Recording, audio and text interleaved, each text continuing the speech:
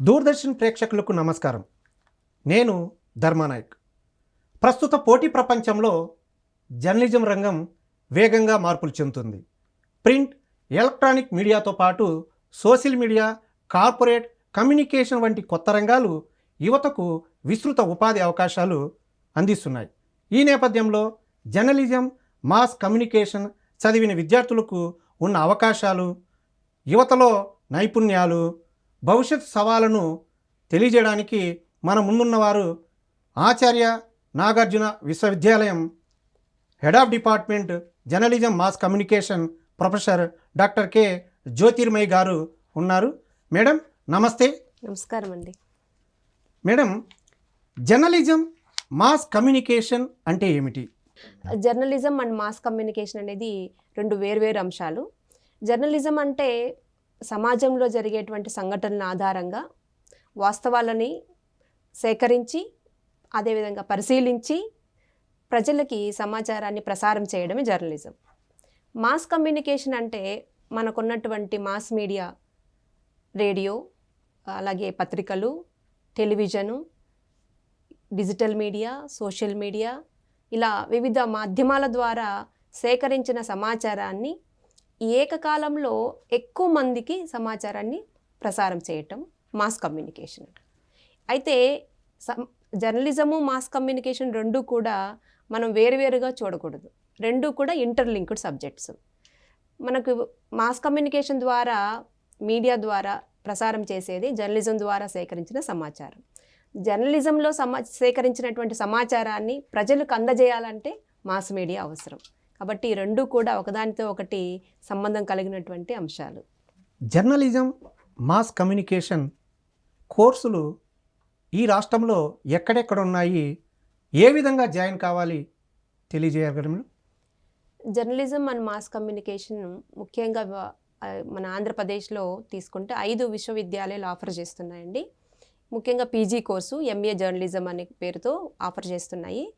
అటు మనం శ్రీకాకుళంలో తీసుకుంటే అంబేద్కర్ యూనివర్సిటీ, అలాగే ఆంధ్ర యూనివర్సిటీ, ఇటు మనకు అమరావతి దగ్గరలో ఉన్నటువంటి ఆచార్య నాగార్జున విశ్వవిద్యాలయం, రాయలసీమలో తీసుకుంటే మనకు ఎక్స్క్లూజివ్లీ ఉమెన్ కోసం, అమ్మాయిల కోసం పద్మావతి యూనివర్సిటీలో పీజీ కోర్సు ఒకటి ఆఫర్ చేస్తున్నారు. అలాగే యోగవేమన యూనివర్సిటీలో కూడా మనకి ఎంఏ జర్నలిజంను ఆఫర్ చేస్తున్నాయండి. ఈ జర్నలిజం కోర్సులకి అడ్మిషన్ తీసుకోవాలి అని అంటే ప్రతి సంవత్సరము జూన్, జూలై నెలలో గవర్నమెంట్ ఆఫ్ ఆంధ్రప్రదేశ్ వాళ్ళు పీజీ సెట్ కండక్ట్ చేస్తారండి.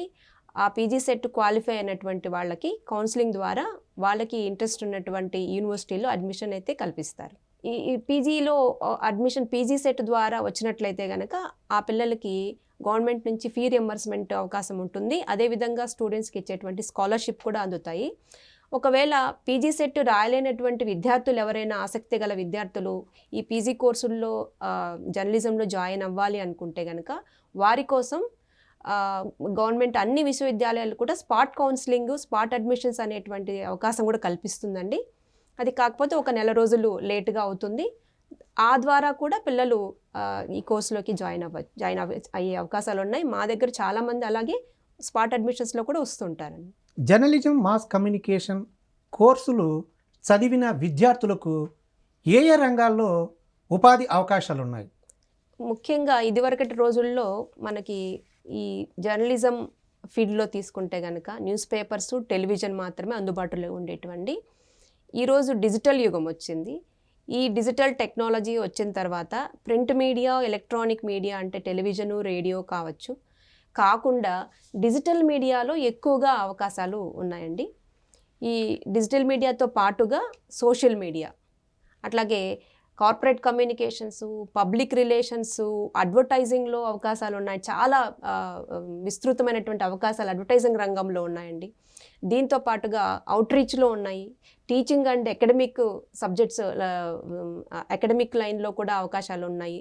దీంతో పాటుగా మనకి ప్రభుత్వం కొన్ని సంస్థలు, ప్రసార భారతి లాంటివి, అట్లాగే ఇంకా రీసెర్చ్ అండ్ డెవలప్మెంట్ కొన్ని మినిస్ట్రీస్లో కూడాను ఈ రోజుల్లో ప్రతి గవర్నమెంట్కి అన్ని మినిస్ట్రీస్ దగ్గర పబ్లిక్ రిలేషన్స్ యొక్క ప్రొఫెషనల్స్ అవసరం ఏర్పడుతుంది.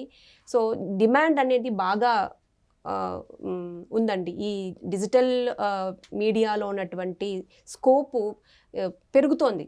ఈ పరిధి పెరగడం వల్ల అవకాశాలు కూడా చాలా మెండుగా ఉన్నాయండి. జర్నలిజం విద్యార్థులు చదువుతూనే ఏం ప్రిపరేషన్ చేయాలి? ఒక్కసారి జర్నలిజం పిల్లలు జర్నలిజం మీద ఆసక్తితో ఒక కోర్సులో అడ్మిషన్ తీసుకున్న తర్వాత ముఖ్యంగా ప్రాథమికంగా జర్నలిజం యొక్క ముఖ్య ఉద్దేశం ఏంటంటే ప్రజల్ని అవగాహన కల్పించడం, ప్రజల్లో చైతన్యం తీసుకురావడం, అంటే మనం పబ్లిక్ ఒపీనియన్ బిల్డప్ చేయడం అంటే అది ముఖ్య లక్షణంగా ఉంటుంది. దీనికి ముఖ్యంగా సమాజం పైన ఒక అవగాహన ఉండాలి. సో ఈ సమాజం పైన అవగాహన ఏర్పరచుకోవడానికి అలాగే కరెంట్ అఫైర్స్ని ఫాలో అవ్వాలి. ఎవ్రీడే మన జరుగుతున్నటువంటి సమాజంలో జరుగుతున్నటువంటి విషయాల పట్ల ఆసక్తి ఉండాలి. అలాగే విశ్లేషించేటువంటి ఆసక్తి కూడా ఉండాలి. ఆ ఇంట్రెస్ట్ ఉండాలి పిల్లలకి. ఒక సబ్జెక్ట్ని విశ్లేషణ చేయగలిగేటువంటి సామర్థ్యం పెంచుకోవాలి. అలాగే దీంతో పాటుగా కొంత టెక్నికల్ స్కిల్స్ని అలవాటు చేసుకోవాలి. అంటే బేసిక్ ఎడిటింగ్ స్కిల్స్ కానీ, ప్రొడక్షన్ స్కిల్స్ కానీ, పోస్ట్ ప్రొడక్షన్లో కానీ కొంచెం గ్రాఫిక్స్, ఇలా ఇన్ఫోగ్రాఫిక్స్ ఇలాంటి కొత్తగా స్కోప్ ఏదైతే పెరుగుతుందో డిజిటల్ యుగానికి కావాల్సినటువంటి టెక్నికల్ స్కిల్స్ని అడాప్ట్ చేసుకునేటువంటి ఆ స్కిల్ పిల్లల్లో ఉండాలండి. అదేవిధంగా కొంత పిల్లలకి డెడికేషన్ ఉండాలి. కంటిన్యూస్గా ఈ దీని పట్ల ఆసక్తి తగ్గిపోకుండా డెడికేట్ చేసుకొని విషయాలని సేకరించే విధానంలో మెలకువలు నేర్చుకోవాల్సి ఉంటుందండి. ఆచార్య నాగార్జున విశ్వవిద్యాలయం జర్నలిజం మాస్ కమ్యూనికేషన్లో ఎంతమంది విద్యార్థులు పాస్అవుట్ అవుతున్నారు? ఎంతమందికి ఉపాధి అవకాశాలు లభిస్తున్నాయి? గత 5 సంవత్సరాల నుంచి డేటా కనుక మనం తీసుకున్నట్లయితే జర్నలిజం అండ్ మాస్ కమ్యూనికేషన్లో మనకి 100% పాస్ పర్సంటేజ్ అయితే మనం చూడొచ్చండి. మనకి ఎక్కువ భాగం ఈ పర్టికులర్ మన ఆచార్య నాగార్జున విశ్వవిద్యాలయంకి వచ్చేటువంటి విద్యార్థులు ఎక్కువగా రూరల్ బ్యాక్గ్రౌండ్ నుంచి వస్తున్నారు. వాళ్ళ నైపుణ్యాలని మెరుగుపరచుకోవడానికి ఎంతో కృషి చేస్తుంటారు. అలాగే పాస్ పర్సంటేజ్ అయితే మనకు 100% చూస్తామండి. అయితే ప్లేస్మెంట్కి వచ్చేటప్పటికి పిల్లల్లో ఇంకొంచెం నైపుణ్య స్కిల్స్ అనేటువంటివి డెవలప్ చేయాల్సిన అవసరం ఉంటుంది. దానికోసం మేము ఇంటర్న్షిప్ అనేటువంటి ఒక ప్రోగ్రామ్ కూడా నడుపుతున్నామండి. సో ఎవ్రీ ఇయర్ ఒక 1 month ఇంటర్న్షిప్ ప్రోగ్రామ్ పంపిస్తాం. ఆ ఇంటర్న్షిప్ ద్వారా పిల్లలు వాళ్ళల్లో కొంచెం అబ్జర్వేషన్ స్కిల్స్ కానీ, అక్కడ ట్రైనింగ్ తీసుకోవడం కానీ, ఒక మీడియాలో జరిగేటువంటి అన్ని టెక్నికల్ అప్డేట్స్ కోసము, అట్లాగే కొన్ని ప్రొడక్షన్ స్కిల్స్ కోసము సాఫ్ట్వేర్లు కానీ, గ్రాఫిక్స్ ఇవన్నీ కూడా నేర్చుకునేటువంటి అవకాశం వెసులుబాటు వాళ్ళకి ఇంటర్న్షిప్ ద్వారా కలుగుతుందండి. ఆ విధంగా మేము చూసినట్లయితే కనుక ప్లేస్మెంట్స్ అనేది ఒక 50% వరకు ప్లేస్ అవుతున్నారండి. అయితే రిపోర్టింగ్లో కావచ్చు, రకరకాలైనటువంటి మీడియా లైక్ టెలివిజన్ ఛానల్స్లో కొంతమంది ప్లేస్ అవుతున్నారండి. అట్లాగే గవర్నమెంట్ సెక్టార్లో కూడా మనకు ఒక 10 to 20% గవర్నమెంట్ జాబ్స్ కూడా పిల్లలు తీసుకురాగలుగుతున్నారండి. తమరు చెప్పినట్టు జర్నలిజం విద్యార్థులు ఫీల్డ్లోకి వెళ్ళినప్పుడు హ్యూమన్ ఇంట్రెస్టింగ్ స్టోరీస్, అలాగే పరిశోధనమైనటువంటి స్టోరీలు ఎలా రాస్తే బాగుంటుందో ఆ వివరాలు తెలియజేయగలరా? అంటే ఫీల్డ్ రిపోర్టింగ్ అనేటువంటిది కొత్తగా కెరీర్ని ప్రారంభించేటువంటి విద్యార్థులకి కొంత సవాళ్లతో కూడినటువంటి విషయం. ప్రాథమికంగా ఫీల్డ్లో కొన్ని సవాళ్ళు ఉంటాయి.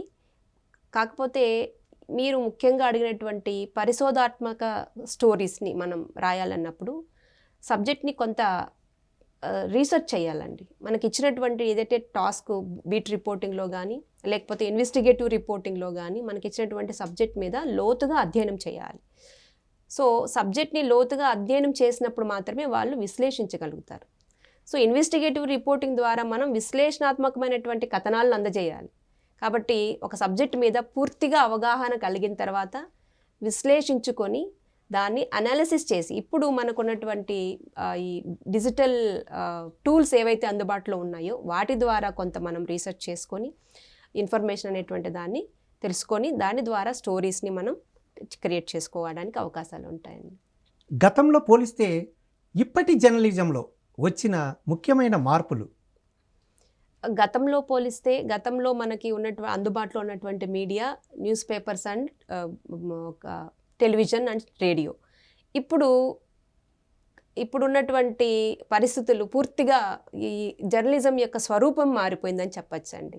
ఎలాగంటే కంప్లీట్గా మనకి డిజిటల్ యుగం నడుస్తుంది. ఇప్పుడు ఈ డిజిటల్ మీడియా అందుబాటులోకి వచ్చిన తర్వాత ప్రజలు న్యూస్ కన్జంప్షన్ అనేటువంటి విధానం మారింది.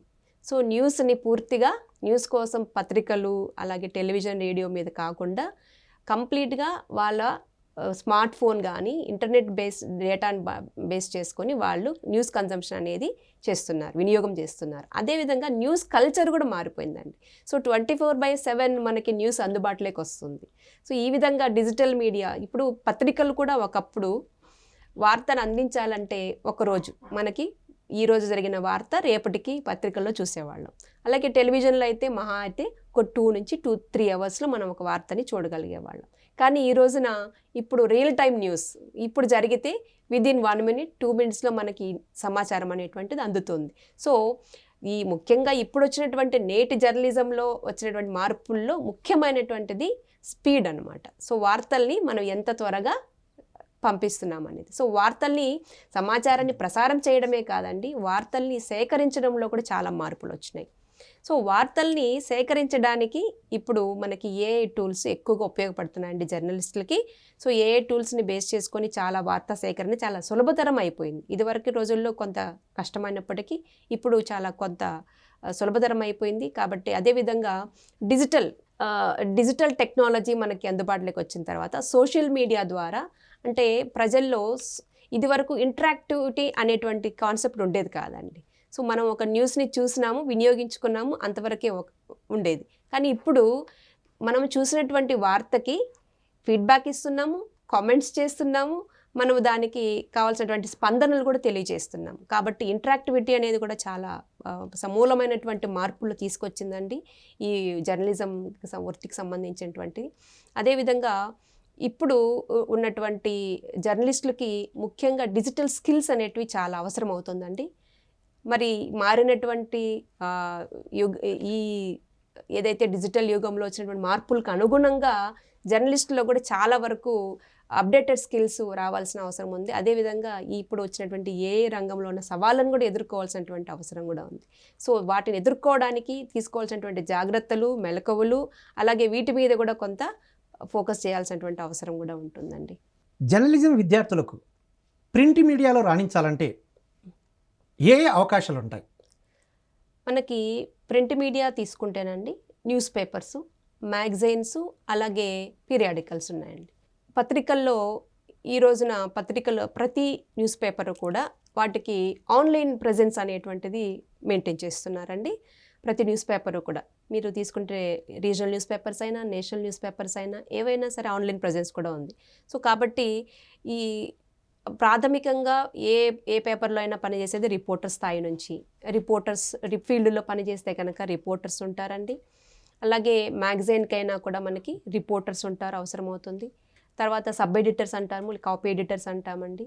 సో మనం సేకరించినటువంటి వార్తని సో ఆ పత్రిక యొక్క సరళికి తగినట్టుగా, శైలికి తగినట్టుగా దాన్ని ఆధునీకరించి ఆ శైలికి ఫిట్ అయ్యే విధంగా ఎడిట్ చేసుకొని దాన్ని నెక్స్ట్ లేఅవుట్ డిపార్ట్మెంట్కి పంపించాల్సి ఉంటుంది. సో దీనికోసం ఎడిటింగ్ స్కిల్స్ ఉన్నటువంటి వ్యక్తులు అవసరమవుతారు. ఇక్కడ ఎడిటర్స్గా, సబ్ ఎడిటర్స్గా అంటే ఎంట్రీ లెవెల్ స్థాయి అయితే కనుక ఈ సబ్ ఎడిటర్స్గా అవకాశాలు ఉంటాయి.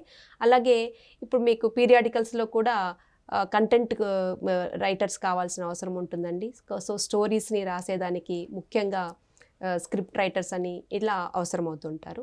అదేవిధంగా దీనిలో ప్రింట్ మీడియాలో తీసుకుంటే మీకు ఇప్పుడు ఆన్లైన్ ప్రజెన్స్ కోసం మల్టీమీడియా కంటెంట్ రైటర్స్ కూడా అవసరమవుతుంది. అంటే మల్టీమీడియా టాలెంట్ ఉన్నటువంటి వాళ్ళు, అంటే ఒకే వార్తని వీడియోస్ అన్నీ అందించే విధంగా ఈ న్యూస్ పేపర్స్ కూడా రన్ అవుతున్నాయి. సో ప్రింట్ మీడియా తీసుకుంటే ఒకప్పుడు టెలివిజన్ వచ్చినప్పుడు ప్రింట్ మీడియా ఇక కనుమరుగవుతుంది అన్నారు. కానీ ఇప్పటికీ మనం ప్రింట్ మీడియా సస్టైన్ అవ్వగలుగుతుందంటే అది ఈ డిజిటల్ యూజర్స్ కోసం అడాప్ట్ చేసుకొని ఎప్పటికప్పుడు కొత్తదనంతో ముందుకు వస్తున్నాయి. కాబట్టి ఆ ప్రింట్ మీడియా రంగంలో కూడా విస్తృతమైనటువంటి అవకాశాలు ఈ జర్నలిజం విద్యార్థులకు ఉంటాయండి. మేడం, టెలివిజన్ రంగంలోకి వస్తే కొత్తగా చేరే జర్నలిజం విద్యార్థులకు ఎలాంటి అవకాశాలు ఉంటాయి?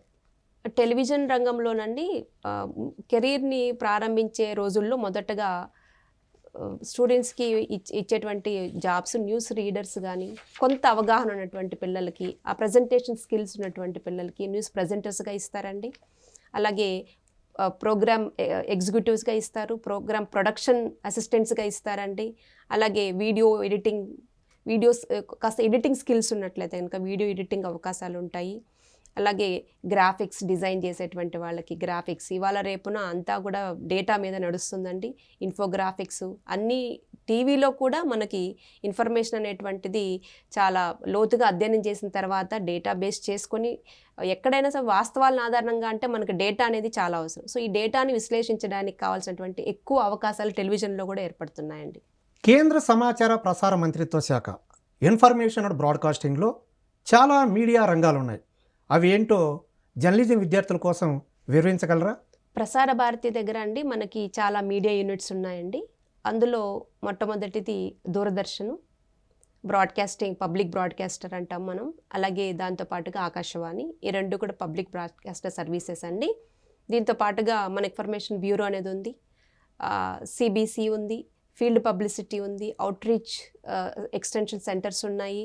ఇక ఇన్ఫర్మేషన్ టు బ్రాడ్కాస్టింగ్ మినిస్ట్రీ దగ్గర మనకి పబ్లిక్ రిలేషన్స్ డిపార్ట్మెంట్స్ ఉన్నాయండి. ప్రతి స్టేట్లోనూ గవర్నమెంట్లోనూ మనకి ఇలాంటి ఆపర్చునిటీస్ ఉంటాయండి. మినిస్ట్రీ ఆఫ్ ఇన్ఫర్మేషన్ బ్రాడ్కాస్టింగ్ దగ్గర ఉన్నటువంటి అన్ని మీడియా యూనిట్స్లో కూడా జర్నలిజం విద్యార్థులకి అవకాశాలు ఉంటాయండి. రేడియో జర్నలిజంలోకి రావాలంటే వాళ్ళ కెరీర్ అవకాశాలు ఏ మేరకు ఉన్నాయి? రేడియో జర్నలిజం ఇవాళ మనకి ఒక పబ్లిక్ బ్రాడ్కాస్టర్ తీసుకుంటే ఆకాశవాణి ఒకటి అందుబాటులో ఉందండి. ఆకాశవాణి ద్వారా ఎఫ్ఎం ఛానల్స్ కూడా మనకి వివిధ భారతీయ సర్వీసెస్ ఆకాశవాణి వాళ్ళు కూడా అందుబాటులో ఉన్నాయి. దీంతో పాటుగా మనకి ఇప్పుడు ఎఫ్ఎం ఛానల్స్ కూడా విపరీతంగా రోజు రోజుకి పెరుగుతున్నాయి. దాంతోపాటు కమ్యూనిటీ రేడియో సర్వీసెస్, అలాగే ఇంకా మనకి క్యాంపస్ రేడియో అని కూడా మనకి కొన్ని సర్వీసెస్ ఉన్నాయండి. సో ఎఫ్ఎం ఎప్పుడైతే సర్వీసెస్ పెరిగినాయో రేడియోలో అవకాశాలు కూడా పెరిగినాయండి. సో ముఖ్యంగా రేడియోలో రేడియో ప్రజెంటర్స్, న్యూస్ ప్రజెంటర్స్ తీసుకుంటే, అలాగే రేడియో జాకీస్ అని పిల్లలకి, ఇది యువతకి చాలా ఆకర్షణీయమైనటువంటి జాబ్స్ అండి. కొంత వాయిస్ మాడ్యులేషన్ చక్కగా చేయగలిగితే కనుక రేడియోలో మంచి అవకాశాలు ఉన్నాయండి పిల్లలకి. అదేవిధంగా పాడ్కాస్టింగ్లో కూడా మంచి అవకాశాలు ఉంటాయండి. ఇప్పటి వరకు చెప్పినట్టు అంటే జర్నలిజంలో, మాస్ కమ్యూనికేషన్లో ఆచార్య నాగార్జున విశ్వవిద్యాలయంలో స్టూడియో సెటప్ ఉంది. విద్యార్థులకు ఏ విధంగా వాళ్ళ నైపుణ్యాలను తీర్చిదిద్దుతున్నారు? ఇక్కడండి మనకి 2015లో మనకి రేడియో సెటప్ అనేది చేశారండి ఆచార్య నాగార్జున విశ్వవిద్యాలయంలో. అది మా విద్యార్థులకి ఎంతో ఉపయోగకరంగా ఉందండి. ఎందుకంటే ఒక ప్రాక్టికల్ హ్యాండ్స్ ఆన్ ఎక్స్పీరియన్స్ అనేది జర్నలిజం విద్యార్థులకి చాలా అవసరము. సో క్లాస్ రూమ్ టీచింగ్ కంటే మా స్టూడియోలో నేర్చుకున్న విషయాలే వాళ్ళకి కెరీర్లో చాలా ఉపయోగకరంగా ఉంటున్నాయండి. దీని ద్వారా ఎవ్రీడే ప్రతి స్టూడెంటు అట్లీస్ట్ ఒక 5 minute న్యూస్ బులెటిన్ని వాళ్ళు ప్రజెంట్ చేయాల్సిన ఎక్సర్సైజ్ ఉంటుందండి. అలాగే విద్యార్థులు ఆ న్యూస్కి స్క్రిప్ట్ రాసుకునేటువంటి ఒక 1 week స్క్రిప్ట్ రాసేటువంటి ఒక బ్యాచ్ ఉంటారు. అలాగే న్యూస్ని రీడ్ చేసేటువంటి ఒక బ్యాచ్ ఉంటారు. అలా మేము బ్యాచ్ వైజ్ డివైడ్ చేసి పిల్లలకి న్యూస్ రీడింగు, అలాగే స్క్రిప్ట్ రైటింగ్ స్కిల్స్, దాన్ని ఎడిట్ చేసేటువంటి సాఫ్ట్వేర్ కూడా ఇక్కడ అందుబాటులో ఉందండి. ఎడిట్ చేసి దాన్ని లైవ్ మాకు ఇవ్వాల్సిన బ్రాడ్కాస్ట్ చేసేటువంటి పూర్తి ప్రాసెస్ కూడా విద్యార్థుల చేత మేము చేయిస్తామండి. అదేవిధంగా ఈ మధ్య కాలంలో అంటే 2024లో పిఎం ప్రణామ్ కార్యక్రమం ద్వారా మాకు మన ఆంధ్రప్రదేశ్ రాష్ట్రంలో 2 కమ్యూనిటీ రేడియో సెంటర్స్ని ఐడెంటిఫై చేయడం జరిగిందండి. దానిలో ఒకటి ఆచార్య నాగార్జున విశ్వవిద్యాలయంలో journalism department community radio select అయింది. దాని ద్వారా మనకి రైతుల్లో ఎరువుల వినియోగం గురించి అవగాహన కార్యక్రమాలని మేము చేపడుతున్నామండి. తద్వారా మేము లాస్ట్ ఇయర్ 2024కి గాను 180 కార్యక్రమాలు మేము టాక్స్, రేడియో టాక్స్ కానీ, రేడియో డిస్కషన్స్ కానీ, ఇంటరాక్టివ్ ప్రోగ్రామ్స్ కానీ కండక్ట్ చేశామండి. తద్వారా ఒక 15 kilometers రేడియస్లో ఉన్నటువంటి 24 గ్రామాలకి మేము ఈ ఇన్ఫర్మేషన్ రైతులకి అవగాహన కార్యక్రమాలు చేపట్టామండి. అదే ఈ సంవత్సరం 2025లో కూడా మాకు అదే ప్రోగ్రామ్ను మాకు ఎక్స్టెన్షన్ కూడా చేయడం జరిగింది. ఈ సంవత్సరం ఆ ప్రోగ్రామ్ని ఇంకా మేము కంటిన్యూ కూడా చేస్తున్నామండి. తద్వారా డిపార్ట్మెంట్ నుంచి కొంత కమ్యూనిటీ సర్వీస్ చేస్తున్నాం అనేటువంటి ఒక ఆనందం కూడా మాకు ఉందండి. ఈ రేడియో సెటప్ ఉండడం వల్ల మాకు ఈ ప్రాజెక్ట్ రావడం, దాని ద్వారా మాకు ఈ చేసే అవకాశం కలిగిందని అనుకుంటున్నాను. రాష్ట్ర ప్రభుత్వం ఏపీపీఎస్సీ నిర్వహిస్తుంది. అందులో జర్నలిజం, మాస్ కమ్యూనికేషన్ ఉన్న విద్యార్థులకు ఏపీఆర్ఓగా, డిపిఆర్ఓగా నియామకాలు జరుగుతున్నాయి. ఆ నియామకాలలో భాగంగా విద్యార్థులకు అంటే ఏదన్నా పోటీ పరీక్షలకు రావడానికి, అందులో మెరుగుపరుచుకోవడానికి వాళ్ళకి ఏమైనా ట్రైనింగ్లు ఇస్తున్నారా? అంటే విశ్వవిద్యాలయంలో మనకు ఒక మంచి లైబ్రరీ ఉందండి. అదేవిధంగా మేము ఈవినింగు పిల్లలకి కరెంట్ అఫైర్స్ మీద ఎక్స్ట్రా క్లాసెస్ కూడా నడుపుతున్నామండి. ఎవరికైతే ఇదివరకు ఆచార్య నాగార్జున విశ్వవిద్యాలయంలో గ్రూప్ ఎగ్జామ్స్ కోసం సపరేట్ క్లాసెస్ రన్ చేసేవాళ్ళండి. కాంపిటేటివ్ ఎగ్జామ్స్కి ఎవరైతే ప్రిపేర్ అవుతున్నారో, సో ముఖ్యంగా ఎస్సీ ఎస్టీ స్టూడెంట్స్ని దృష్టిలో పెట్టుకొని యూనివర్సిటీ అడ్మినిస్ట్రేటర్స్ వీళ్ళ కోసం సపరేట్ క్లాసెస్ రన్ చేసేవాళ్ళండి. ఎక్స్పర్ట్స్ని బయట నుంచి పిలిపించి వాళ్ళకి లెక్చర్స్ ఇప్పించేవాళ్ళు. తద్వారా ఎంతోమంది స్టూడెంట్స్ గ్రూప్ ఎగ్జామ్స్ క్వాలిఫై అయినటువంటి సందర్భాలు ఉన్నాయి. అయితే ఈ పర్టికులర్ పబ్లిక్ రిలేషన్ మీరు అంటున్నట్టు ఏపీపీఎస్సీ ఎగ్జామ్ ద్వారా పర్టికులర్గా పబ్లిక్ రిలేషన్స్ డిపార్ట్మెంట్లో ఉద్యోగాల కోసం మనం పర్టికులర్గా స్పెషల్ ట్రైనింగ్ అంటూ ఏమి ఇవ్వటం లేదండి. కాకపోతే ఈ గ్రూప్ ఎగ్జామ్స్కి ప్రిపేర్ అయ్యేటువంటి వాళ్ళు ఏపీపీఎస్సీ ఎగ్జామ్ కూడా ఒక ఆపర్చునిటీ ఉంది అని చెప్పి మోటివేట్ చేస్తామండి. స్కూల్స్ క్లాసెస్లో మోటివేట్ చేస్తుంటాము. దాని ప్రకారంగా కొంతమంది పిల్లలు మాకు లైబ్రరీలో కూర్చొని బుక్స్ అన్నీ కూడా మాకు రెఫరెన్స్ బుక్స్ చాలా బాగున్నాయండి, మంచి లైబ్రరీ ఉంది. సో మేము సజెస్ట్ చేస్తామండి ఏ బుక్స్ చదవాలి ఏంటనేది సజెస్ట్ చేస్తాం. ఆ విధంగా వాళ్ళు జనరల్ నాలెడ్జ్ ఉంటుంది, అలాగే సబ్జెక్ట్ మీద 2 పేపర్స్ ఉంటాయి కాబట్టి వాటికి తగినట్టుగా వాళ్ళు ప్రిపరేషన్ అనేది అంటూ చేసుకుంటున్నారండి. జర్నలిజం మాస్ కమ్యూనికేషన్లో పీజీ అనంతరం పిహెచ్డి ప్రవేశం ఎలా పొందాలి? జర్నలిజం అండ్ మాస్ కమ్యూనికేషన్ చదివినటువంటి ఎనీ పీజీ గ్రాడ్యుయేట్ అండి, లైక్ పీజీ ప్రోగ్రామ్ ఎక్కడెక్కడ ఏ విశ్వవిద్యాలయాలు అయితే ఆఫర్ చేస్తున్నాయో అన్ని చోట్ల పిహెచ్డి ప్రోగ్రామ్స్ కూడా మనకి ఆఫర్ చేస్తున్నారండి. దీనిలో ఒక పీజీ ఉన్నటువంటి గ్రాడ్యుయేట్ పిహెచ్డిలో అడ్మిషన్ పొందటానికి 3 పద్ధతులు ఉన్నాయండి. ఒకటి దేశవ్యాప్తంగా జరిగేటువంటి నెట్ ఎగ్జామ్ అండి, నేషనల్ ఎలిజిబిలిటీ టెస్ట్ అంటాము.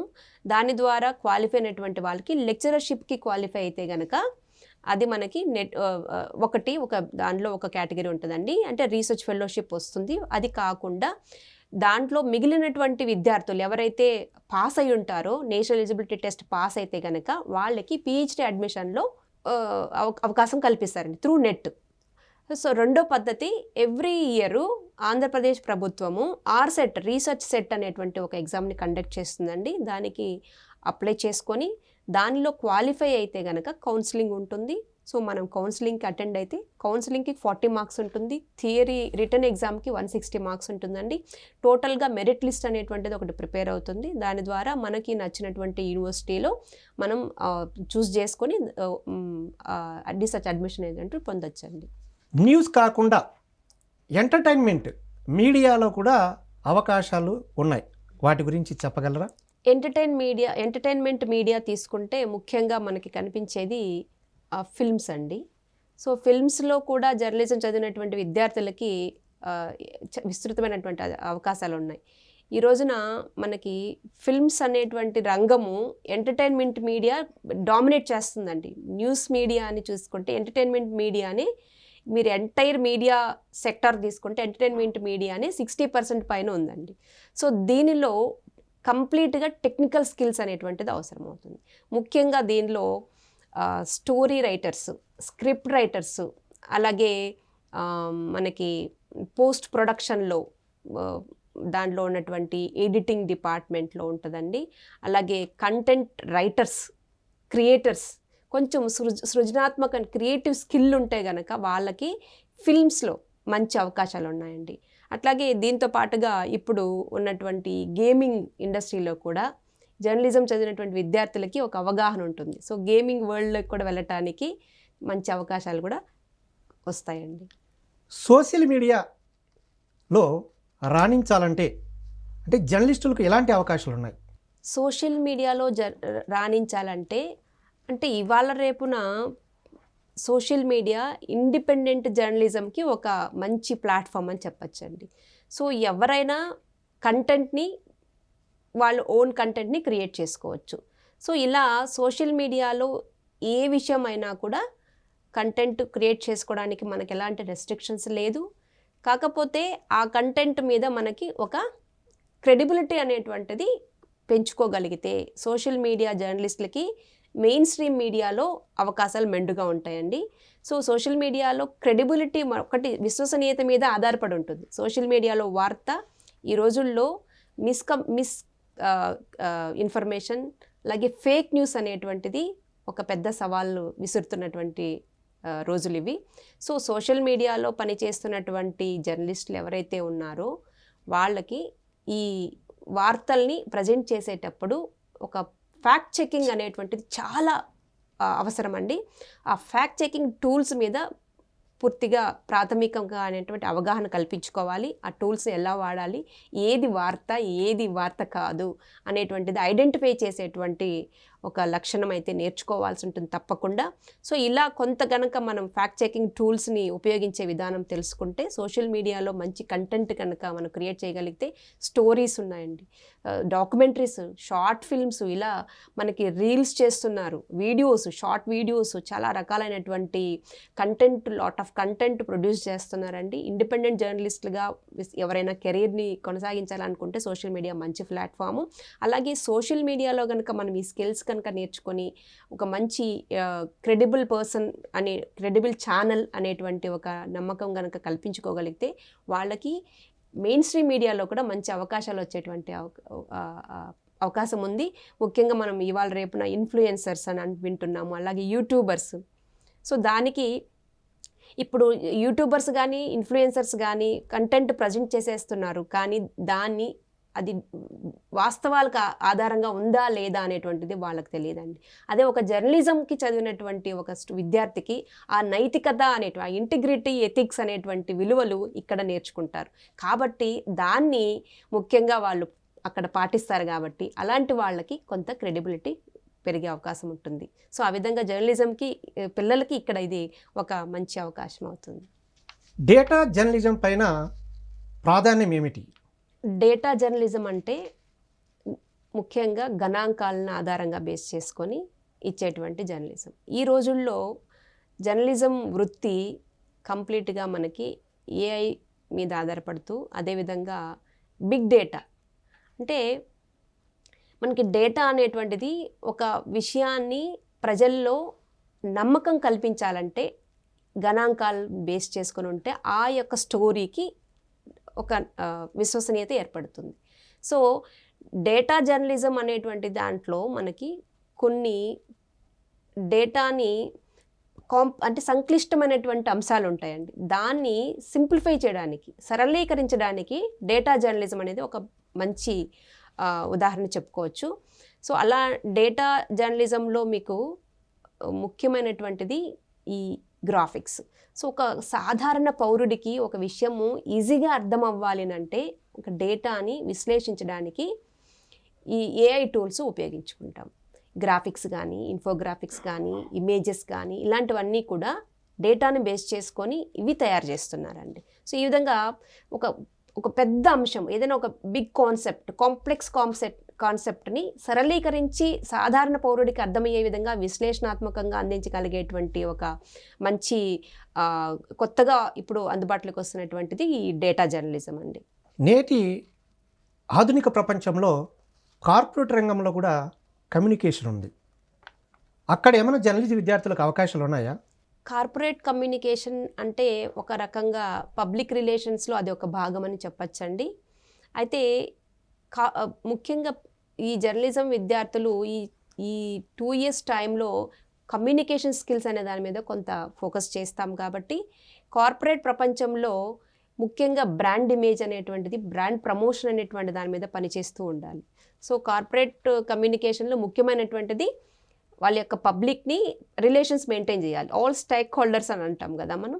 సో అట్లా కార్పొరేట్ ఇమేజ్ని పెంచడంలో జర్నలిస్టులకి ఒక ప్రాథమికమైనటువంటి నైపుణ్యం ఉంటుంది. జర్నలిజం చదివిన విద్యార్థులకి కంటెంట్ రైటింగ్ స్కిల్స్ ఉంటుంది. కాబట్టి ఖచ్చితంగా ఆ యొక్క ఇన్స్టిట్యూషనల్ ప్రమోషన్ కోసం కావాల్సినటువంటి కంటెంట్ని ప్రిపరేషన్లో కానీ, కంటెంట్ని డెవలప్ చేయడంలో కానీ, ఆ క్రియేట్ చేయడంలో కానీ ఈ యొక్క నైపుణ్యం ఉపయోగపడుతుందండి. ఆ విధంగా కార్పొరేట్ కమ్యూనికేషన్ విభాగంలో జర్నలిజం వాళ్ళకు కూడా అవకాశాలు డెఫినెట్గా ఉంటాయండి. పబ్లిక్ రిలేషన్ PR ఎంతవరకు లాభదాయకం? పబ్లిక్ రిలేషన్స్ అనేటువంటి ఒక ప్లాట్ఫాము లాభదాయకంగా చూస్తే కనుక ఫస్ట్ అది గవర్నమెంట్ సెక్టార్లో ఉండదు, అలాగే ప్రైవేట్ సెక్టార్లో కూడా ఉందండి. గవర్నమెంట్ సెక్టర్లో తీసుకుంటే ఇన్ఫర్మేషన్ పబ్లిక్ రిలేషన్స్ డిపార్ట్మెంట్లో మనకి ఈ పిఆర్కి సంబంధించినటువంటి ఉద్యోగాలు ఉంటాయి. అది కొంతవరకు ఉద్యోగ భద్రత ఉంటుందండి. అలాగే జీతం సంబంధించి ఎంట్రీ లెవెల్లో మనకి ఇప్పుడు కార్పొరేట్ ఉద్యోగాలతో పోల్చినప్పుడు కొంత తక్కువగా ఉంటుంది. కానీ ఒక కంటిన్యూస్గా మనం పబ్లిక్ తోటి అనుసంధానమై ఉంటాం. అంటే సమాజంలో ఏం జరుగుతుందో ఎవ్రీ డే మనం ప్రతి విషయాన్ని కూడా మనం ఎక్స్పోజ్ అయ్యేటువంటి అవకాశం ఉంటుంది. పబ్లిక్ రిలేషన్స్లో మనం ప్రతిదీ కూడా సమాజం గురించి చదువుతుంటాం. అదేవిధంగా జరుగుతున్నది గవర్నమెంట్ నుంచి సంబంధించిన పాలసీసు, ప్రోగ్రామ్సు, అలాగే గవర్నమెంట్ నుంచి వచ్చేటువంటి అన్ని ప్రజలకు అందాల్సిన స్కీమ్స్, ఇవన్నీ కూడా ప్రజలకి అనుసంధానం చేసేదే పబ్లిక్ రిలేషన్స్. కాబట్టి ఉద్యోగ భద్రతతో పాటుగా మనకి ఈ ఒక తృప్తి అనేటువంటిది ఒకటి ఉంటుంది. ఇంకా ప్రైవేట్ రంగంలో తీసుకుంటే పబ్లిక్ రిలేషన్స్కి కొంత చాలా స్కోప్ ఉంది కానివ్వండి. అలా కానీ పబ్లిక్ రిలేషన్స్ని కొంతవరకు అంత ఆప్టిమమ్ లెవెల్లో ఉపయోగించుకోవటం లేదండి ప్రైవేట్ లెవెల్లో. జస్ట్ వాళ్ళు ఈ ప్రెస్ మీటింగ్స్ కండక్ట్ చేయడము, లేకపోతే ప్రెస్ రిలీజ్ చేయటము, ఈ పనుల వరకే పరిమితం చేస్తున్నారు. బట్ మీరు ఒక బిగ్ కార్పొరేషన్స్ తీసుకుంటే కనుక లైక్ ఐటీసీ కానీ, ఓఎన్జీసీ ఇలాంటివి తీసుకుంటే అక్కడ పిఆర్ డిపార్ట్మెంట్ చాలా వెల్ ఎస్టాబ్లిష్డ్ పిఆర్ డిపార్ట్మెంట్స్ ఉన్నాయండి. పిల్లల్లో కొంత కనుక మంచి రైటింగ్, లాంగ్వేజ్ స్కిల్స్, మంచి కమ్యూనికేషన్ స్కిల్స్ ఉన్నట్లయితే కనుక అలా కార్పొరేట్ సెక్టార్లో పబ్లిక్ రిలేషన్స్ విభాగంలో కూడా మంచి అవకాశాలు ఉంటాయండి. అది మంచి లాభదాయకమైనటువంటి ఉద్యోగం అనే చెప్పాలి. సోషల్ మీడియా చూస్తే మనకు ప్రధానంగా ట్విట్టర్, అలాగే యూట్యూబ్, మనకు ఇన్స్టాగ్రామ్లు ఉన్నాయి మేడం. ఇందులో వీడియో ఎడిటింగ్, గ్రాఫిక్స్ చేసి టెక్నికల్ స్కిల్స్ పెంచుకోవాలనుకుంటాం. అవి అవసరమా? ఖచ్చితంగా అండి. సోషల్ మీడియాలో కానీ మీకు టేక్ ఎనీ సోషల్ మీడియా అండి, ఫేస్బుక్ కానివ్వండి, యూట్యూబ్ కానివ్వండి, ట్విట్టర్, ఏదైనా సరే కంటెంట్ని మనం చాలా షార్ప్గా చెప్పాల్సి ఉంటుందండి. సో ఈ రోజున videos, half an our videos, 30 minutes వీడియోస్ని ఎవరు చూడట్లేదండి, షార్ట్ వీడియోస్ని. అదేవిధంగా మనం ఎక్కువ మంది ఇప్పుడు స్మార్ట్ ఫోన్స్ వచ్చిన తర్వాత, ఇంటర్నెట్ వచ్చిన తర్వాత మీరు తీసుకుంటే ఇండియాలో 70% ఇంటర్నెట్ వాడుతున్నారండి. 70%, 90% స్మార్ట్ ఫోన్స్ వాడుతున్నారండి. సో వీళ్ళందరూ కూడా దాని ద్వారా చాలా డేటా అనేటువంటిది కన్జ్యూమ్ చేస్తున్నారు. సో మరి ఈ డేటాని క్రియేట్ చేసేది ఎవరు? సోషల్ మీడియా ద్వారానే ఎక్కువ కనెక్ట్ అవుతున్నారు, ఎక్కువ షేర్ చేసుకుంటున్నారు, విషయాన్ని ఎక్కువగా తెలుసుకుంటున్నారు, న్యూస్ కూడా అలాగే సేకరించుకుంటున్నారు.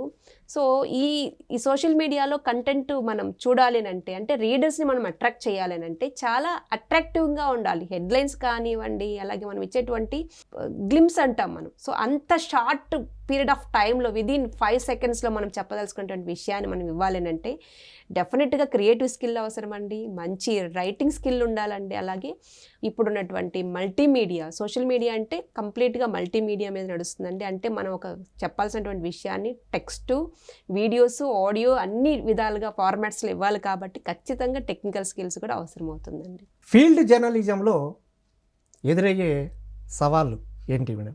ఫీల్డ్ జర్నలిజంలో ముఖ్యంగా తీసుకుంటేనండి మనకి కొంత ప్రయాణాలు చేయాల్సిన అవసరం ఉంటుందండి. ప్రయాణాల్లో కొంచెం ప్రమాదాలు జరిగే అవకాశం ఉంటుంది. అలాగే మనకి ఆ లోకల్ కమ్యూనిటీ నుంచి కొన్నిసార్లు మనకి యాక్సెప్టెన్స్ దొరకదండి. అలాగే కొన్నిసార్లు లాంగ్వేజ్ ప్రాబ్లమ్స్ వస్తుందండి ఫీల్డ్లోను. లోకల్ కమ్యూనిటీ వాళ్ళతో యొక్క కల్చర్ని మనం ముందుగా అర్థం చేసుకోవాలి. సో అలాగే వాళ్ళతో ఆ నేటివిటీలో మనం అడాప్ట్ అవ్వాలి.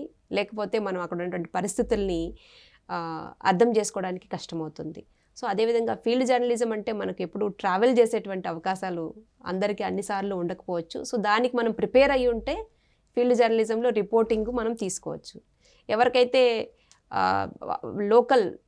రూరల్ ఏరియాస్కి కానీ, లోకల్ ఏరియాస్కి కానీ, ఇప్పుడు ముఖ్యంగా తీసుకుంటే మీరు war time. So war reporting అనేది ఒక కత్తి మీద సాము లాంటిదండి. సో ఇలాంటి ప్రమాదాలు కొన్ని ఇప్పుడు బార్డర్లో ఉంటుందండి. సో బార్డర్లో ఆ ఏరియాలో మనం కనుక రిపోర్టింగ్కి వెళ్ళినప్పుడు, ఎక్కడైనా మనకి లైక్ ఫ్లడ్స్ వచ్చినప్పుడు, న్యాచురల్ డిజాస్టర్స్ జరిగినప్పుడు అలాంటి చోట ఫీల్డ్ రిపోర్టింగ్ చేయడం అనేటువంటిది కొంత క్లిష్టతరంగానే అనిపిస్తుందండి ఖచ్చితంగా. కానీ దాని నుంచి అధిగమించాలంటే ముందుగా ఆ జర్నలిస్ట్ ప్రిపేర్ అయి ఉండాలండి. ప్రిపేర్ అయి ఉంటే ఆ ప్రమాదాల నుంచి మనం కొంత ఉపశమనం పొందవచ్చు. జర్నలిజం చదువుకునే విద్యార్థులకు ఏ విషయాలు ముందుగా తెలియజేయాలనుకుంటున్నారు? సో ఇప్పుడు అంటే జర్నలిజంలో ఆసక్తి కలిగినటువంటి విద్యార్థులకి ఒకసారి వాళ్ళు జర్నలిజంలోకి ప్రవేశించిన తర్వాత ముఖ్యంగా మేము ఎవ్రీడే ఒక న్యూస్ పేపర్ చదవమని చెప్తామండి. సో న్యూస్ పేపర్ రీడింగ్ అనేటువంటిది తప్పనిసరిగా ప్రతి జర్నలిజం విద్యార్థి అలవాటు చేసుకోవాలండి. అది ఒక అలవాటుగా మారాలి. దాంతోపాటుగా మనకి ఒక నైతికత అనేటువంటిది ఏర్పరచుకోవాలి. సో నైతికత అంటే విషయాన్ని సూటిగా, ట్రాన్స్పరెంట్గా, అక్యురేట్గా చెప్పగలిగేటువంటి ఒక విధానం. సో అలాంటి స్కిల్స్ ఖచ్చితంగా ప్రతి జర్నలిస్ట్కి ఉండాలి. అదేవిధంగా ఇక్కడ బేసిక్గా స్టూడెంట్స్ క్లాస్ రూమ్ వరకు ఉన్నప్పటి వరకు వాళ్ళకి డిజిటల్ స్కిల్స్, ఇలాంటి టెక్నికల్ స్కిల్స్ అంతగా నేర్చుకునే అవకాశం ఉండదు కాబట్టి రైటింగ్ స్కిల్స్ మీద ఫోకస్ చేయమని చెప్తామండి. సో రైటింగ్ స్కిల్స్తో పాటుగా బేసిక్ వాళ్ళకి కొంచెం రీడింగ్ స్కిల్ కూడా మనకి రావాలండి. ఒక విషయాన్ని విశ్లేషించాలంటే ముందు కంటెంట్ని థరోగా చదువుకోవాలి. సో కాబట్టి కంటెంట్ని న్యూస్ పేపర్ చదవడము, అలాగే ఒక న్యూస్ని అనాలిసిస్ చేయటము, ఇవన్నీ కూడా క్లాస్ రూమ్ ఎక్సర్సైజ్ అలాగా పార్టిసిపేట్ చేయాలి. ఆ విధంగా ఒక విషయాన్ని అర్థం చేసుకోవడానికి ఇవన్నీ కూడా ఉపయోగపడుతుందండి. సో ఈ తర్వాత ఈ కోర్స్ చదివేటప్పుడు ఏ విధంగా అయితే క్లాస్ రూమ్లో ఇవి నేర్చుకుంటారో, తర్వాత ఇంటర్న్షిప్లో కూడా హ్యాండ్స్ ఆన్ ఎక్స్పీరియన్స్ కోసం వాళ్ళు కొంచెం ఫోకస్ పెట్టాలండి. సో ఒక ఫీల్డ్కి వెళ్ళిన తర్వాత ఫీల్డ్లో ఉన్నటువంటి మొత్తం అసలు ప్రాసెస్, న్యూస్ ప్రాసెస్ అనేది ఎలా జరుగుతుంది అనేటువంటిది వాళ్ళు అక్కడ చూస్తారు. కాబట్టి ఇక్కడేమో రైటింగ్ స్కిల్ నేర్చుకుంటారు, అక్కడ చూసిన తర్వాత మొత్తం వాళ్ళు దాన్ని అడాప్ట్ చేసుకోవాలి. సో దాన్ని పిల్లలు అక్కడికి వెళ్ళిన తర్వాత రాయడం మొదలెట్టాలంటే ముందు ఇక్కడ రైటింగ్ ప్రాక్టీస్ చేయాలి. సో ఆ ప్రాక్టీస్ ఇక్కడ చేయమంటాం మేము. సో ఆ విధంగా పిల్లలకి ఒక డెడికేషన్ ఉండాలి. ఈ డెడికేషన్ తోటి కంటిన్యూస్గా ఎఫర్ట్ పెట్టడంతో కొంత స్కిల్ క్లాస్ రూమ్లో నేర్చుకుంటారండి. అలాగే ఇంటర్న్షిప్ ద్వారా కొంత స్కిల్ నేర్చుకుంటారు. సో తద్వారా వాళ్ళకి ఇమీడియట్గా కోర్స్ పూర్తయిన తర్వాత ఉద్యోగ అవకాశాలు దొరుకుతాయండి. జర్నలిజం రంగంలో నైతిక విలువల ప్రాధాన్యత ఎంత? ఇందాక చెప్పినట్టుగా అసలు జర్నలిజంకి ముఖ్యంగా ప్రధానంగా కావాల్సింది నైతికత అండి. ఎందుకంటే ఈ రోజున మనకి ఇండియాలో తీసుకుంటే 900 పైన ఛానల్స్ ఉన్నాయండి. అలాగే 2024 మధ్య మీరు గమనిస్తే 60,000 న్యూస్ పేపర్స్ పబ్లికేషన్స్ ఉన్నటువంటి రోజులు ఈ రోజున 1.5 lakh పబ్లికేషన్స్ ఉన్నాయండి. సో అంటే ఈ మీడియా యొక్క విస్తృతి విపరీతంగా పెరుగుతోంది. సో నెంబర్ ఆఫ్ ఛానల్స్ పెరుగుతున్నాయి, 24/7 కల్చర్ వచ్చింది. సో మనం ఇలాంటి పరిస్థితుల్లో ఒక వార్తని ప్రజలకి డిఫరెంట్ ఛానల్స్ ఒక రకమైనటువంటి వార్తలను అందజేస్తున్నాయి. సో కానీ జర్నలిస్టులకు ప్రధానంగా ప్రతివారు చెప్తున్నది ఏంటంటే నైతిక విలువలతో కూడిన జర్నలిజం కావాలి. సో ఇక్కడ ఏంటంటే మనకి ఇచ్చేటువంటి వార్తకి ప్రాథమికంగా వాస్తవాలని ఆధారంగా చేసుకొని వాస్తవాలు ఎలా ఉన్నాయో అలా మనకి అన్బయాస్డ్గా విషయాన్ని మనం చెప్పాల్సిన అవసరం ఉంటుంది. అంటే ట్రాన్స్పరెన్సీ ఒకటి మెయింటైన్ చేయాలండి, యాక్యురసీ ఒకటి మెయింటైన్ చేయాలండి. సో కాబట్టి ఈ విధమైనటువంటి వార్తని అందించగలిగినప్పుడు అంటే మనము చెప్తామండి, so press is the 4th estate అంటాం. అంటే ప్రజాస్వామ్యానికి ప్రెస్ అనేటువంటిది ఒక మూలస్తంభం లాగంటిది. సో ప్రజాస్వామ్యాన్ని బలోపేతం చేయాలనంటే మనకి ఖచ్చితంగా మీడియా అనేటువంటిది అవసరమవుతుంది. సో ఈ ప్రెస్సులో నైతికత లేకపోతే సో ప్రజాస్వామ్యంకే ప్రమాదం. కాబట్టి నైతికత కలిగినటువంటి జర్నలిజం కోసమే ప్రతి విద్యార్థి తయారవ్వాలనేది నా ఉద్దేశం అండి. ఫేక్ న్యూస్ సవాళ్ళను మనం ఎలా ఎదుర్కోవాలి? ఫేక్ న్యూస్ అనేటువంటిది మనం ముఖ్యంగా చూస్తేనండి, కరోనా టైంలో ఎక్కువగా మనం డిజిటల్ న్యూస్ కోసం డిజిటల్ న్యూస్ చూడటం అనేటువంటిది ఎక్కువగా వినియోగం జరిగిందండి. ఆ టైంలో ఎక్కువ మిస్ఇన్ఫర్మేషన్ అనేటువంటి కాన్సెప్ట్ అందరూ చూసాము. సో మిస్ఇన్ఫర్మేషను, ఫేక్ న్యూసు ఇవన్నీ కూడా మొదట్లో జర్నలిస్ట్కి ఒక పెద్ద సవాల్లాగానే చూసారండి. సో ఏది వార్త కాదు. సో విపరీతమైనటువంటి సోషల్ మీడియా కన్జంప్షన్ వచ్చిన తర్వాత ఎవరో ఏదో కంటెంట్ ఎక్కడో షేర్ చేస్తున్నారు, కానీ అది ఏది వాస్తవం ఏది అవాస్తవం అనేటువంటిది ఐడెంటిఫై చేయగలిగినటువంటి అవసరం ఖచ్చితంగా ఉంటుంది. ఎందుకంటే ఇవాళ రోజున సోషల్ మీడియా ద్వారా కూడా చాలా వరకు వార్తా సేకరణ అనేటువంటిది మెయిన్ స్ట్రీమ్ మీడియా వాళ్ళు కూడా చేస్తున్నారు. కాబట్టి ఖచ్చితంగా ప్రాథమికంగా ఈ మధ్యకాలంలో ప్రతి జర్నలిస్టు కూడా ఈ ఫ్యాక్ట్ చెకింగ్ టూల్స్ మీద కొంత ట్రైనింగ్ అయితే ఇవ్వడం జరిగింది. జర్నలిస్టులు అందరికీ కూడా దాని మీద ప్రాథమిక అవగాహన కూడా ఏర్పడింది. ఇప్పుడు మనం చూసిన డీప్ ఫేక్ ఇలాంటి సాఫ్ట్వేర్స్ వచ్చిన తర్వాత, ఏ టూల్స్ వినియోగం పెరిగిన తర్వాత మనకి జర్నలిస్టులకు కూడా ఈ ఏఐ మీద కంటిన్యూస్గా ట్రైనింగ్ ప్రోగ్రామ్స్ ప్రతి న్యూస్ పేపర్ ఆర్గనైజేషన్స్ ప్రతి ఛానల్ వాళ్ళు కూడా అందజేస్తున్నారండి. సో ఈ ఫ్యాక్ట్ చెకింగ్ టూల్స్ అనేటువంటివి ఖచ్చితంగా అవసరమవుతున్నాయి. ఈ ఫ్యాక్ట్ చెకింగ్ టూల్స్ ద్వారా ఈజీగానే పిక్చరు కానీ టెక్స్ట్ కానీ ఏది మనకి రియల్ న్యూస్ అనేటువంటిది ఐడెంటిఫై చేయగలుగుతున్నారండి. రానున్న రోజుల్లో జర్నలిజం ఏ విధంగా మారబోతుంది? జర్నలిజంలో ఫ్యూచర్లో ఇప్పటివరకే చాలా ట్రాన్స్ఫర్మేషన్ జరిగిందండి. ఎందుకంటే డిజిటల్ టెక్నాలజీలో వచ్చినటువంటి చేంజెస్ వల్ల కంప్లీట్గా జర్నలిజం అనే ప్రొఫెషన్ డిజిటలైజ్డ్ అయిపోయిందండి.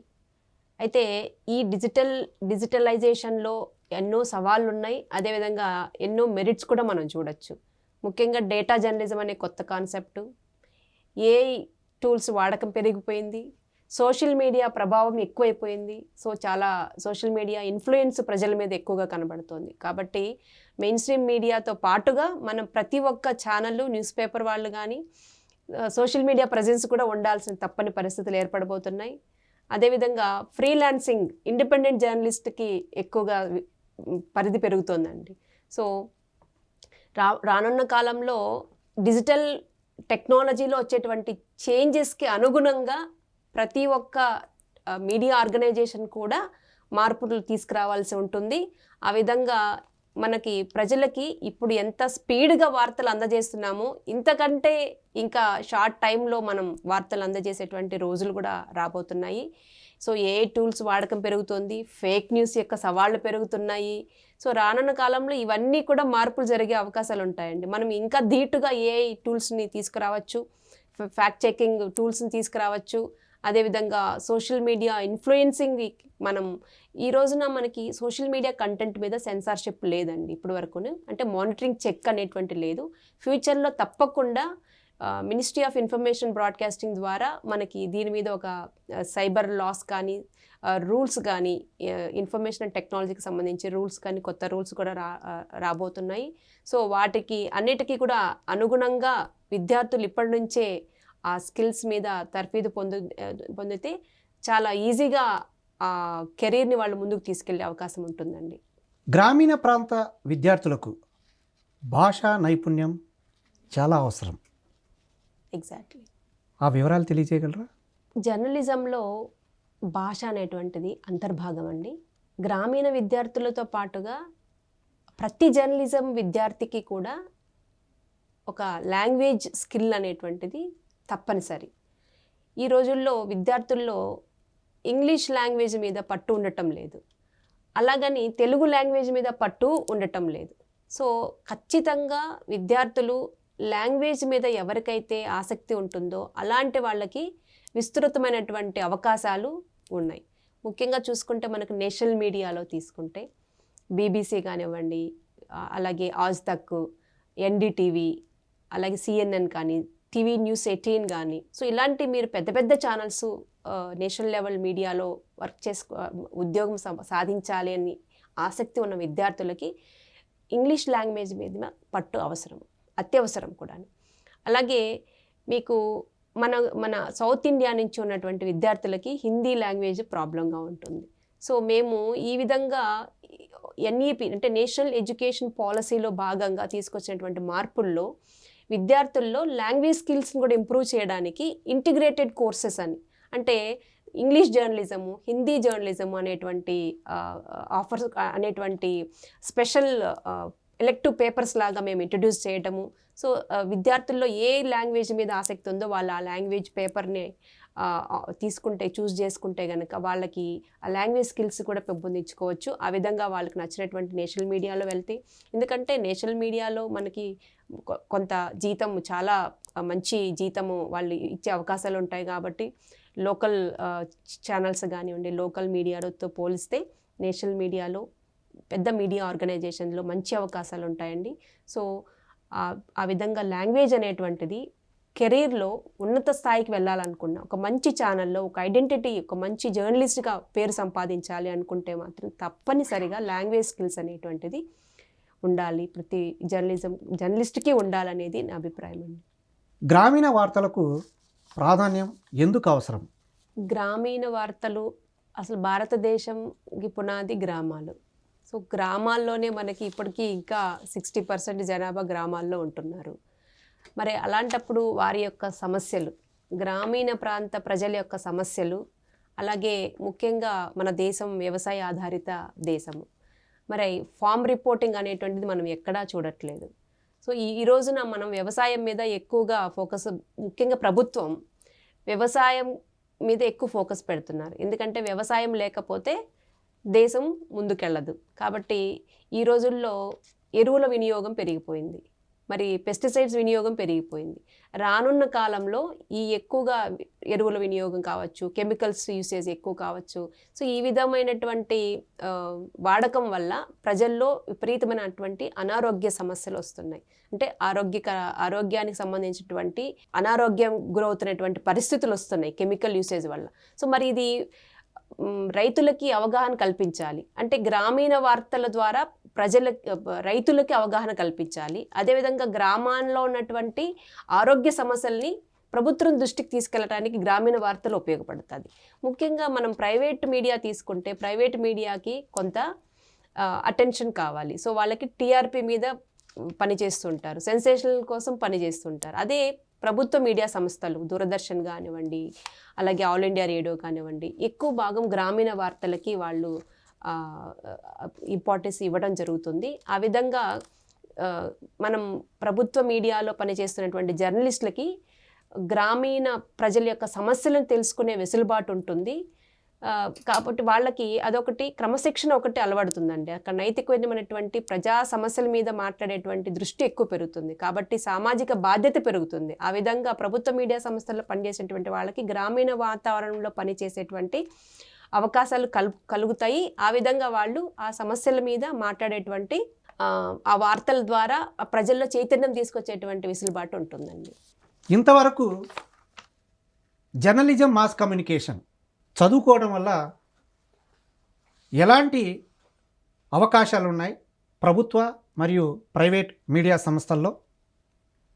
పోటీ ప్రపంచంలో జర్నలిజం రంగం ఏ విధంగా దూసుకుపోతుంది? Social media, digital media, corporate communication వంటి రంగాల్లో యువతకు ఎలాంటి విస్తృతమైన ఉపాధి అవకాశాలు ఉన్నాయి?